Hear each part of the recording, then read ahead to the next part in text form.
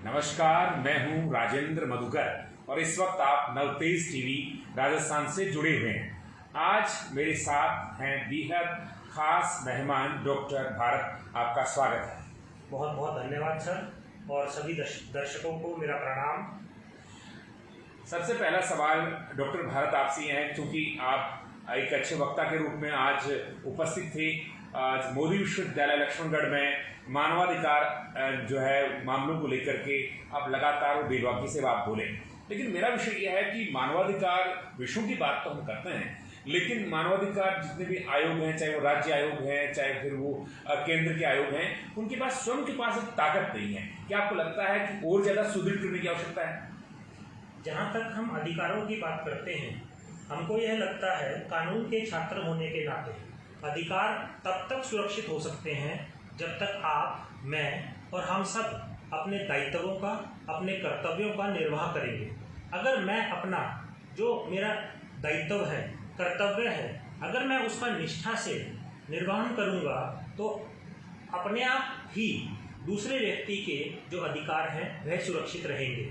हमारे देश में जो कानून प्रणाली है, जो न्याय व्यवस्था है, जो हमारे देश का संविधान है, उसमें हम अधिकारों की बात करते हैं।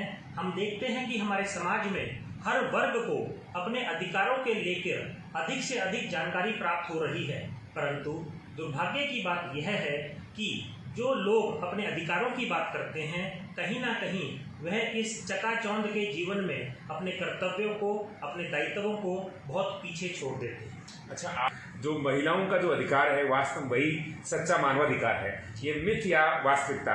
क्या आप मानते हैं कि वास्तव में ये मिथ है या फिर ये वास्तविकता है? हमारी संस्कृति हमें बताता है वसुधैव कुटुंबकम, पूरी धरती, पूरा विश्व हमारा परिवार है। उसमें महिलाएं भी हैं, उसमें पुरुष भी हैं, उसमें युवा भी है, उसमें बच्चा भी है, उसमें बुजुर्ग भी है।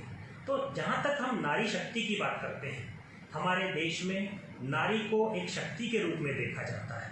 हमारे देश में ऐसा कहा जाता है, यत्र नार्यस्तु पूज्यन्ते रमन्ते तत्र देवता।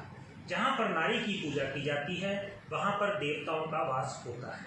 हम जानते हैं जो हमारा संविधान है, जो हमारे अलग अलग कानून हैं, उनके माध्यम से हमारा एक ही ध्येय है, और वह ध्येय हमें सिखाता है कि माता का सिंदूर, बहन की राखी, बेटी की पायल और प्रियतमा की मुस्कान किस प्रकार से हम सुरक्षित रख सकते हैं।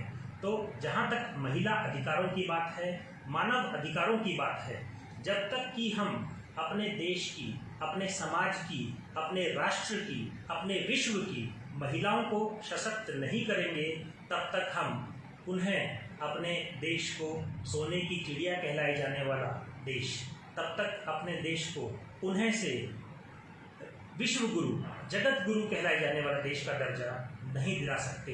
अगर भारत को तृतीय शक्ति के रूप में विश्व पटल पे उभर कर सामने आना है, तो हमें आज जगत गुरु, विश्व गुरु का दर्जा दोबारा दिलाना है, तो कहीं ना कहीं हम महिलाओं के दम पर, कहीं ना कहीं हम नारी शक्ति के दम पर राष्ट्रीय शक्ति को उभारने में प्रयास कर सकते हैं। आज भी हम देखते हैं कि लॉ करने के बाद लड़कियां बहुत कम है जो कोर्ट में प्रैक्टिस करती है। कानून के विद्यार्थी ही इस बात से भयभीत है कि पता नहीं संघर्ष में मैं टिक पाऊंगी या नहीं टिक पाऊंगी। क्या कारण समझते हैं आप? हमको ऐसा लगता है जितना बड़ा संघर्ष होगा उतनी बड़ी जीत होगी। अगर सूर्य के समान चमकना है तो सूर्य के समान तपना भी पड़ेगा और सूर्य के समान तड़पना भी पड़ेगा। जितना बड़ा संघर्ष करेंगे उतनी ज़्यादा सफलता हमें प्राप्त होगी। लेकिन समाज में आज भी जो लड़की लॉ करती है, घर वाले एक बार उन्हें रोकते हैं, टोकते हैं, विशेष रूप से ग्रामीण अंचल में हम देखते हैं। तो क्या आपको लगता है कि ये अवधारणा बदलनी चाहिए या बदल गई है? जहाँ तक कि महिलाओं के प्रैक्टिस करने की बात है, कोर्ट में आगे आकर अपने प्रोफेशन में बढ़ने की बात है, हमें अपने अंदर एक सोच में बदलाव लाना पड़ेगा। जिस प्रकार से हम कहते हैं मन के हारे हार, मन के जीते जीत। अगर हम अपनी इस समाज की सोच को बदल सकते हैं कि महिलाएं पुरुष से किसी भी रूप में पीछे नहीं हैं, चाहे आप सुषमा स्वराज जी की बात करें, चाहे आप लता मंगेशकर जी की बात करें, चाहे आप कल्पना चावला जी की बात करें, आप देखते हैं कि तीनों ने अलग अलग क्षेत्रों में अपनी अलग अलग पहचान बनाई है। तो उसी प्रकार से महिला जो है वह इस क्षेत्र में भी पहले के मुकाबले अब ज़्यादा रूप से इस विधि की शिक्षा को प्राप्त कर रही हैं और वह न केवल न्यायालयों में एक वकील के रूप में सामने आ रही हैं, अपितु वह न्यायाधीश के रूप में भी अपनी सेवाएं राज्य सरकारों को दे रही हैं। लेकिन राजनीति में हम देख रहे हैं, जैसे आपने कहा राजनीति में सुषमा स्वराज की चर्चा आपने की, लेकिन आज भी महिलाओं का प्रतिशत बहुत कम है, चाहे वो लोकसभा की बात हो चाहे विधानसभाओं की बात हो। क्या आज भी आवश्यकता है राजनीति में उन्हें ज्यादा से ज्यादा जो है प्रोत्साहन देने की आवश्यकता है? आपने बड़ा ही उपयुक्त प्रश्न उठाया और हमको लगता है कि जो महिलाओं के अधिकार की बात है या महिला दिवस की बात है, उसको हम केवल 8 मार्च पर लाकर सीमित नहीं रख सकते। हर दिन महिला का है, हर दिन पुरुष का है, हर दिन समाज के हर वर्ग का है।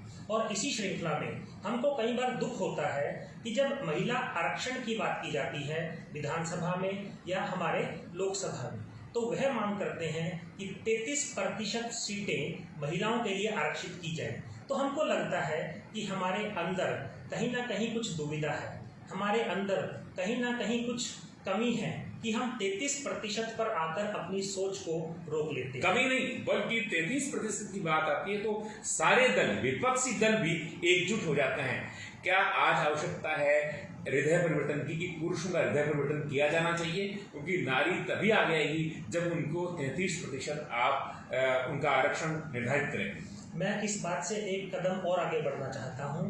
मैं कहता हूँ 33% नहीं होना चाहिए, मैं कहता हूँ ये बराबर का हिस्सा होना चाहिए। 50% सीटें महिलाओं के लिए लोकसभा में, विधानसभाओं में सुरक्षित रखी जानी चाहिए, क्योंकि एक महिला जो घर को चला सकती है, बच्चे का पालन पोषण कर सकती है, पूरे परिवार के लिए भोजन की व्यवस्था कर सकती है, वह महिला हमारे देश के लिए, हमारे समाज के लिए कानून बनाने में भी अपना योगदान दे सकती है। क्योंकि उसको पता है कि घर का जो बजट है, घर की जो वित्तीय स्थिति है, उसके अनुरूप किस वस्तु को लेकर, किस चीज़ को लेकर कितना व्यय करना चाहिए, कितना खर्चा करना चाहिए, और वह उसके अनुसार अपने पूरे महीने का अपना बजट चलाती है। और हमारे लिए गर्व की बात है, भारत सरकार के गौरव की बात है कि आज एक महिला वित्त मंत्री के रूप में हमारे सामने हमारे देश को प्रगति की ओर आगे बढ़ा रही हैं, निर्मला सीतारमण के रूप में। जी, चलते चलते अंतिम प्रश्न, आज मोदी विश्वविद्यालय लक्ष्मणगढ़ में आप आए हैं, विश्वविद्यालय को देख करके यहाँ के विद्यार्थियों से संवाद करने के बाद आप कैसा महसूस करते हैं? जहाँ तक मोदी विश्वविद्यालय में शिक्षा के विषय की बात है, हमको लगता है शिक्षा का जो मूल मंत्र है वह व्यक्ति निर्माण और चरित्र निर्माण है। शिक्षा का मूल मंत्र यह नहीं है कि हमने किताबों में लिखी हुई बातों को पढ़ना है, उन बातों को रटना है।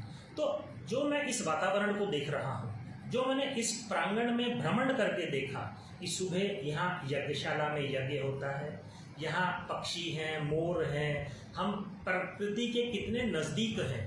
इस वातावरण में जो सुगंध आ रही है वह भारत माता की सुगंध है। इस वातावरण में जो सुगंध आ रही है वह व्यक्ति निर्माण की सुगंध है। इस वातावरण में जो खुशबू आ रही है वह चरित्र निर्माण की है। और महिला सशक्तिकरण का एक जीवंत उदाहरण हमारे सामने मोदी विश्वविद्यालय के रूप में हम सबके सामने है। और हमारे लिए ये सौभाग्य की बात है कि आज इस धरती पर हमें आने का मौका मिला।